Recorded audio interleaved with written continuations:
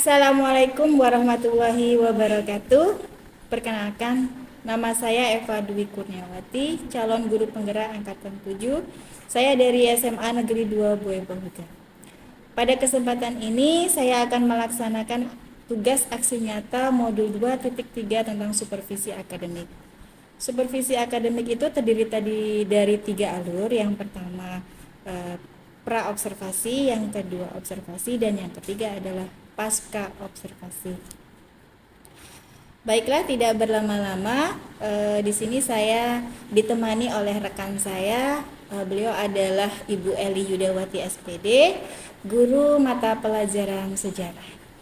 Baiklah, saya di sini akan langsung melaksanakan tahap pra-observasi. Assalamualaikum Bu Eli. Waalaikumsalam Mbak Eva. Gimana nih kabarnya hari ini? Alhamdulillah sehat walafiat. Ya. Kira-kira ini ada jam nggak Bu? Saya mengganggu nggak ini, mau meminta waktunya sebentar aja? Insya Allah tidak. Tidak, Masih di jam, belum ada tugas. Oke. Seperti yang sudah kita agendakan kemarin ya Bu ya, bahwa saya akan membersamai Bu Eli besok akan melihat pembelajaran Bu Eli itu di kelas. Besok mau masuk kelas berapa ya Bu ya? Insya Allah saya mau masuk di kelas 11 IPA 3. Oke, kelas 11 IPA 3. Materinya tentang apa Bu besok Bu? Peristiwa-peristiwa setelah kemerdekaan. Oke, peristiwa-peristiwa setelah kemerdekaan ya Bu ya. Peristiwa-peristiwa setelah kemerdekaan. Jadi tujuan pembelajaran yang ingin dicapai besok itu apa? Yang pertama, siswa mampu memahami keadaan bangsa Indonesia setelah proklamasi. Yang kedua, menumbuhkan sikap atau karakteristik tetap berjuang walaupun sudah mendapatkan hasil. Seperti itu. Jadi menumbuhkan sikap perjuangan ya Bu ya. Dari tujuan itu, apa yang ingin Ibu Eli kembangkan? Saya ingin mengembangkan karakteristik yang tidak mudah puas dengan keadaan yang sudah diraihnya, seperti itu. Jadi dari materi yang akan saya sampaikan nanti, di sini menjelaskan tentang ketika bangsa Indonesia sudah merdeka, ternyata tidak laju kita mendapatkan keadaan yang nyaman, kemudian menyenangkan, kan tidak. Ternyata setelah proklamasi kemerdekaan dikumandangkan, diumumkan, itu justru malah muncul masalah baru seperti kedatangan nikah, kemudian dari bangsa Indonesia itu sendiri muncul gerakan-gerakan yang membuat tidak nyaman, mengadakan instabilitas politik, sosial, dan bahkan ekonomi. Jadi strategi apa yang akan Bu Eli lakukan? Untuk pembelajaran kali ini saya ingin menerapkan model pembelajaran inquiry dan discover learning. Jadi akan saya modifikasi dua model pembelajaran ini dengan harapan ketika saya menerapkan discover learning, di situ ada komunikasi antara guru dengan peserta didik. Kemudian yang kedua inquiry learning. Jadi di situ siswa akan saya berikan pembelajaran bahwa untuk menemukan masalah dan akan menyelesaikan masalah. Oke. Jadi penggabungan ya Pak ya Bu ya, strateginya penggabungan antara discovery learning dengan inquiry learning. Dan metode yang gabungan juga. Metodenya tidak hanya satu metode, tapi biasa yang saya lakukan adalah metode diskusi, tanya jawab dengan ceramah. Ya, jadi metodenya tetap pakai ceramah ada ya Bu ya? Ya tetap, nggak mungkin nggak ada ceramah kalau sejarah. Ya, karena kalau tidak diceramai juga siswa juga tidak aktif ya Bu ya? Ya betul. Oh begitu Bu ya. Baik, strategi yang Ibu terapkan itu pasti ada kendalanya ya Bu ya. Kendala itu mungkin bisa berasal dari mana Bu? Atau apa sih kira-kira kendalanya?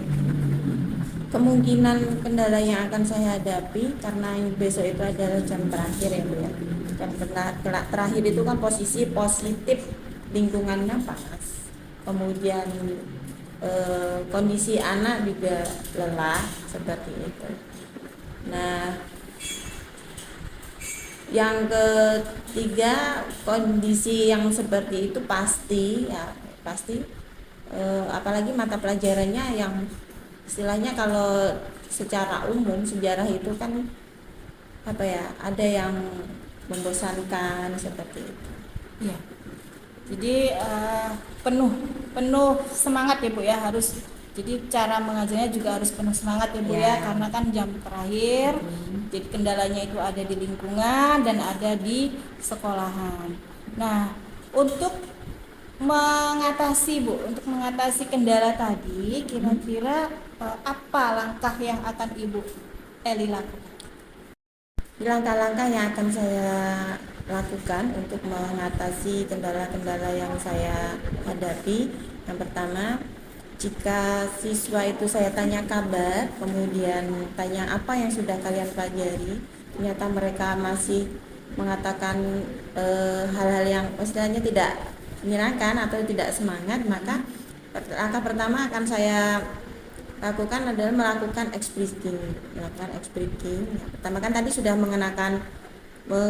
menanyai kondisi. Ketika kondisi mereka sedang semangat, ya langsung saya lakukan pembelajaran. Tapi ketika mereka menjawab tidak semangat, ya maka akan saya lakukan ice breaking. Kemudian saya lakukan sharing, ngobrol, gitu, untuk menstimulus semangat anak-anak supaya tumbuh kembali untuk melaksanakan pembelajaran. Oke, jadi gimana caranya lah ya Bu ya supaya kelas itu hidup kembali ya Bu ya, karena ini jam terakhir rawan ngantuk. Ya, mungkin ice breakingnya nanti joget-joget gitu ya Bu ya, supaya lihat situasinya. Kan ada anak yang males kayak gitu, sekedar berdiri kemudian tepuk tangan seperti itu. Itu kan sudah istilahnya merilekskan otot-otot mereka. Oke, menarik sekali ya Bu ya perbincangan pada praobservasi kali ini. Sebelum kita akhiri, mungkin ada yang ingin Ibu sampaikan? Ingin saya sampaikan nanti ketika saya pas observasi tentunya ada hal-hal yang memang perlu saya perbaiki, jadi tolong dicatat betul kekurangan-kekurangan saya, kelemahan-kelemahan saya, sehingga saya akan bisa melakukan perbaikan dan menjadi pembelajaran yang lebih baik lagi. Insya Allah siap Bu, nanti saya akan memberikan refleksi ya Bu ya di akhir nanti. Oke, mudah-mudahan pembelajaran besok berjalan dengan lancar ya Bu Eli. Apa yang Ibu Eli harapkan itu sesuai dengan rencana awal. Untuk hari ini kegiatan praobservasi saya rasa sudah cukup. Terima kasih atas kehadirannya Bu Eli. Sama-sama Bu Eva. Saya akhiri. Assalamualaikum warahmatullahi wabarakatuh. Waalaikumsalam warahmatullahi wabarakatuh. Demikianlah kegiatan praktek praobservasi supervisi akademik modul 2.3. Semoga bermanfaat. Saya akhiri. Assalamualaikum warahmatullahi wabarakatuh.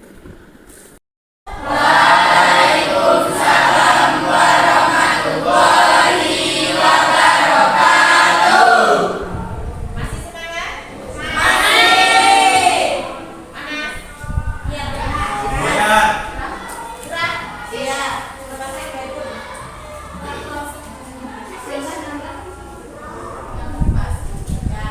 Ibu mulai pembelajaran, ada baiknya kita buka dengan berdoa.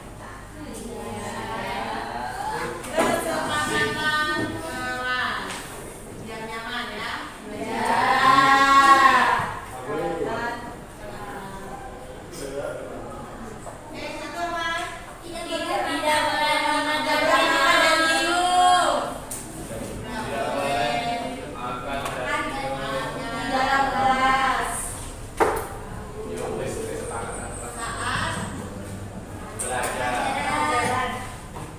Tidak boleh tidur. Tidak boleh rokok. tidak boleh tidur saat pelajaran. Tidak tidur Tidak tidur. saat pelajaran. Tidak boleh keluar masuk. Tidak keluar masuk. Boleh. Tidak buang air.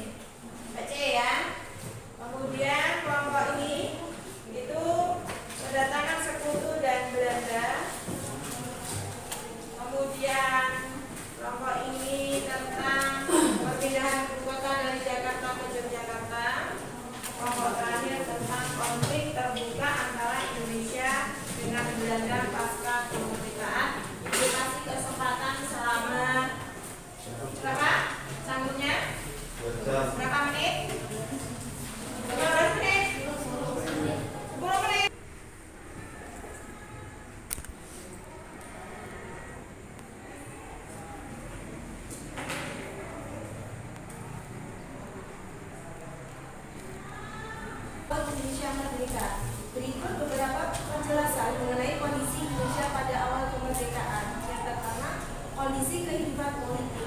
Secara politik, keadaan Indonesia di awal kemerdekaan belum mapan. Sering terjadi ketegangan, kekacauan, dan berbagai insiden. Hal ini disebabkan karena beberapa pihak asing yang tidak ingin Indonesia merdeka. Sesuai konsekuensi dari proklamasi yang menyatakan bahwa perpindahan kekuasaan dilaksanakan dalam tempo yang cepat, maka pemerintah harus mengambil langkah-langkah politik sebagai berikut. Yang pertama, melengkapi syarat sebagai negara berdaulat. Kedua, membentuk 3 badan, yaitu KNI, PNI, dan BKR. Ketiga, membentuk 12 departemen dan menterinya. Keempat, menetapkan pembagian wilayah Indonesia menjadi 8 wilayah. Kelima, memilih presiden dan wakil presiden. Yang kedua, kondisi kehidupan perekonomian. Hal-hal yang menyebabkan kehidupan ekonomi Indonesia memburuk sebagai berikut. 1. Blokade ekonomi yang dilakukan oleh Belanda. Kedua, Indonesia mewarisi sistem perekonomian pemerintah penjajah Jepang. Ketiga, inflasi Yang pertama, kondisi politik bangsa Indonesia. Bagaimana? belum mapan dari ketegangan, kekacauan, dan berbagai insiden. Ya, kondisi politik belum mapan atau disebut dengan instabilitas. Ya.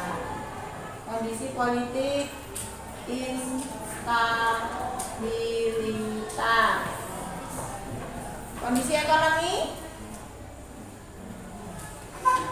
Ekonomi?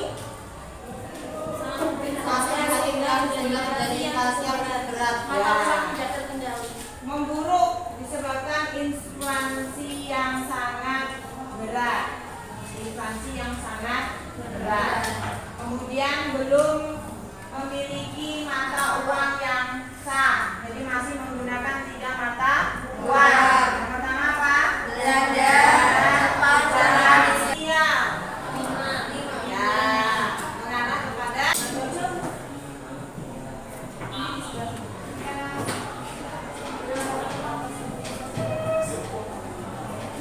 Tiga, perpindahan ibu kota dari Jakarta ke Yogyakarta. Ika berhasil berlabuh di Indonesia pada September 1945 melalui pelabuhan Tanjung Priok. Kedatangan Ika membuat ketakutan bagi warga Indonesia. Ika melakukan teror dan provokasi dengan cara penjarahan dan mobil yang dikendarai orang Indonesia diangkut paksa. Selain itu, pemimpin-pemimpin negara yang menjadi sasaran tembak dari tentara Belanda yang dialami oleh Sultan Syahrir dan Amin Syarifuddin. Majalah Pancajaya edisi tanggal 15 Januari 1946 melaporkan bahwa sampai akhir Desember 1946 korban Indonesia yang meninggal sejak kedatangan Belanda di Jakarta sebanyak 8.000 jiwa. Keamanan yang tidak terjamin inilah yang menyebabkan Presiden Soekarno dan Wakil Presiden Muhammad Hatta mempunyai gagasan untuk memindahkan ibu kota Indonesia. Syarat utama daerah yang akan dipilih sebagai pengganti Jakarta adalah yang aman dan dikuasai sepenuhnya oleh kaum republik sehingga kekuatan rakyat bisa dikoordinasikan dengan efektif. Pilihan jatuh ke Yogyakarta karena Sultan Hamengkubuwono IX merupakan pendukung terkuat republik di luar Jakarta. Pada tanggal 3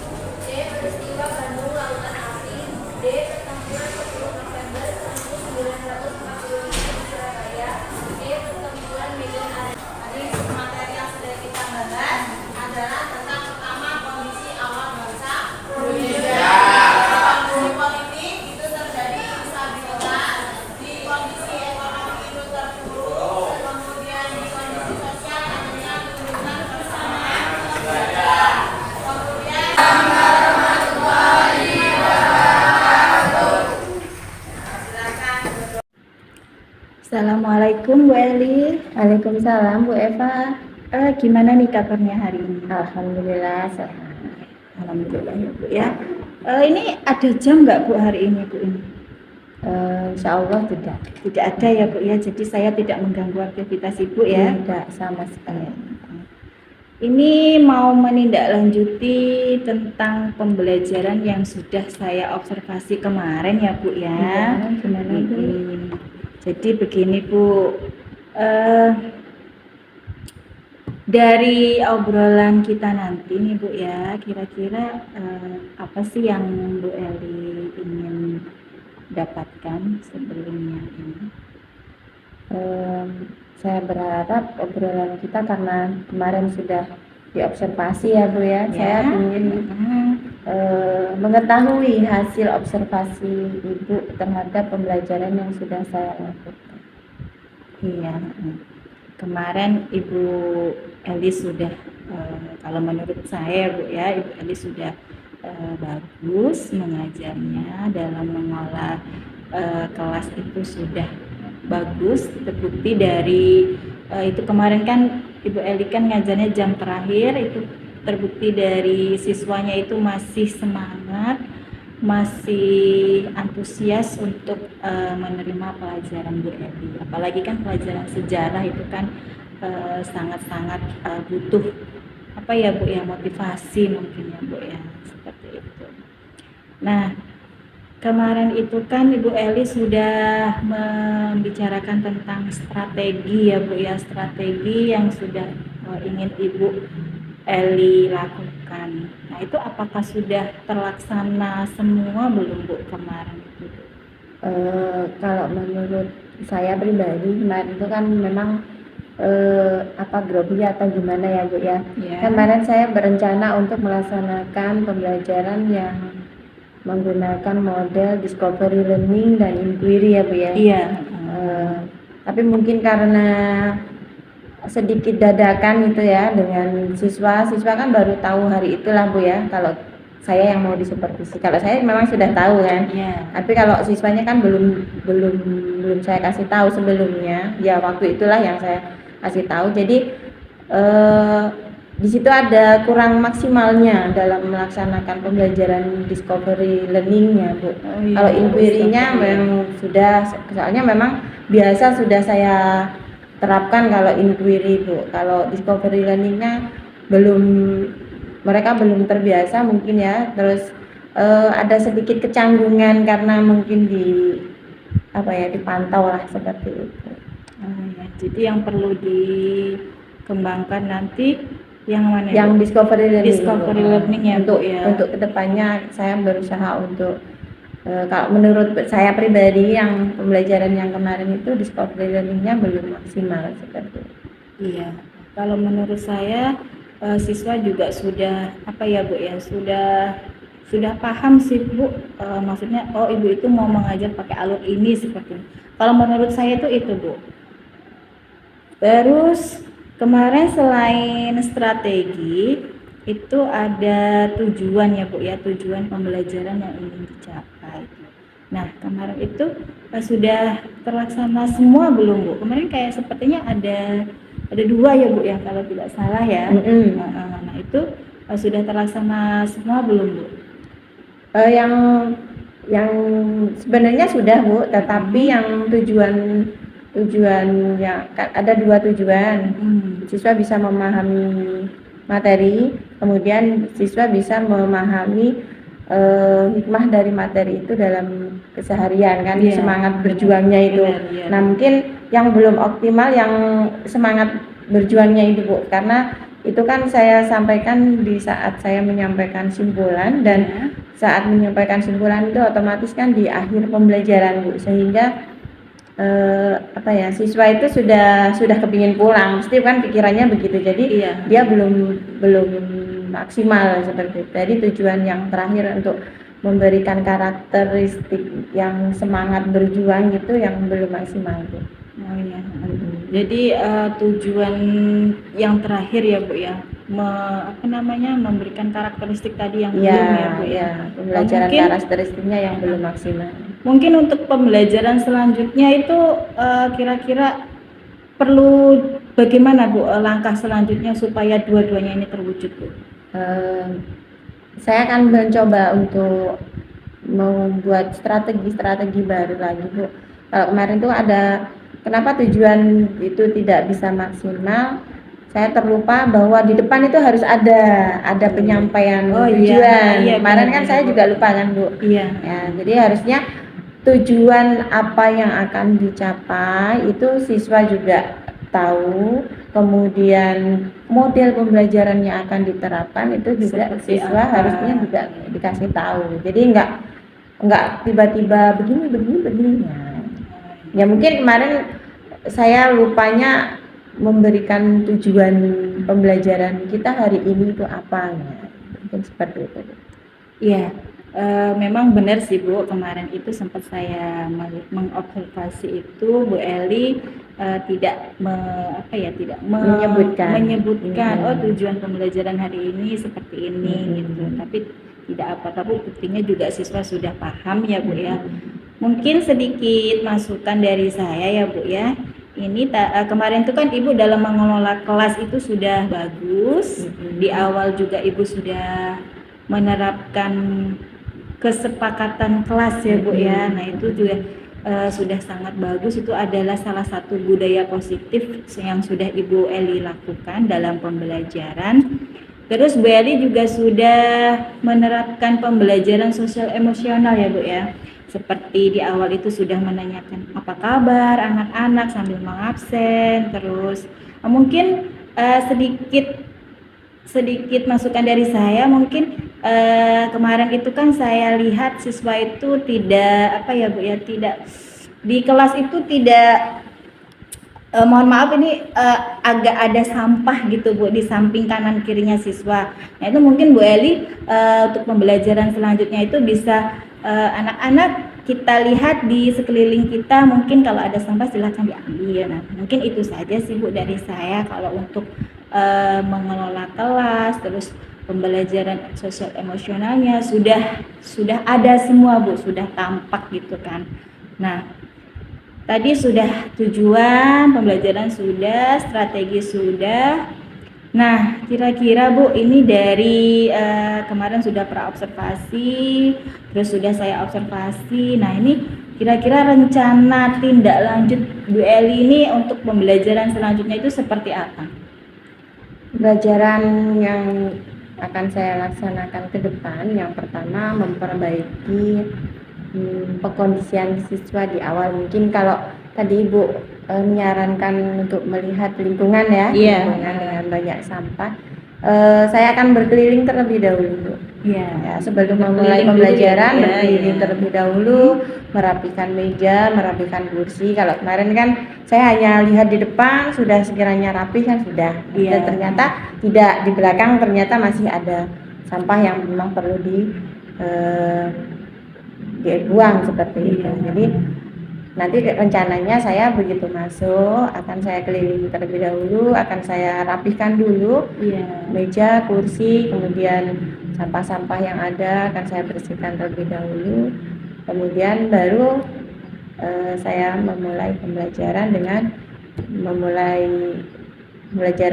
menerapkan mindfulness tadi. Kemudian setelah itu saya akan cek kehadiran dan akan saya tulis benar strategi pembelajarannya dan tujuan pembelajarannya sehingga biar saya tidak terlupa lagi. Iya.